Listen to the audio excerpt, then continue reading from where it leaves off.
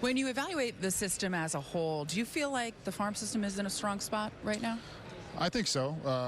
You know, we've obviously traded some guys over the years, and we continue to bring in new talent through the draft and international signings. I think if you look around at whether it's the wins or just the general performance of players, we're doing a pretty good job, and it's exciting to see some guys starting to make an impact in the major leagues as well. How do you kind of explain your player development philosophy? We just dive into what we think translates to major league success, and we push those things. We try to move the big rocks and you know, at the same time focus on anything that we feel over time helps people to handle New York and handle the big league spotlight. Let's talk prospects, because I know you know them better than anyone else. Spencer Jones, what can you tell us?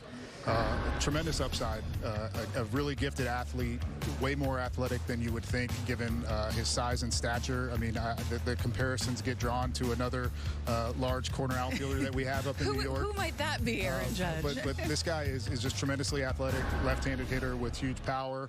You know, he's moved relatively quickly through the system, and we're just looking forward to continued improvement. AA last year, how quickly could he potentially be ready?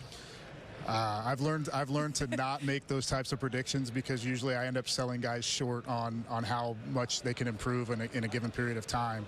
He knows, you know, areas that he needs to work on. He's continued to work on them, and you know, the athleticism usually wins the day, and he's got that tremendous upside. Who else do you like that maybe isn't one of the top prospects, but people should really look out for next season? Caleb Durbin is a guy that jumps out to me. He's a guy that played in the fall league for us this year, played most of the year in AA. He's a little bit different than a lot of players. His swing and miss is some of the best that we've ever seen as far as just not swinging and missing. Has some speed. He's played mostly second base. We're considering moving him around a little bit, but he's a pretty exciting player. There's a lot of talk about Juan Soto. You hear names that are being mentioned. When you hear the names, how difficult is it for you? They'll make it hurt a little bit, right? When you're making a trade, you got to give up something, but is it hard for you to kind of give up some of these players you're developing? It certainly is. I mean, mostly because of like the emotional effects that go to the players when they're in a trade. You know, as a guy who was traded myself, I understand that, you know, you go from a place where you know everybody, where you've been for however long your career has been, and you're completely changing it up. But with that comes some opportunity.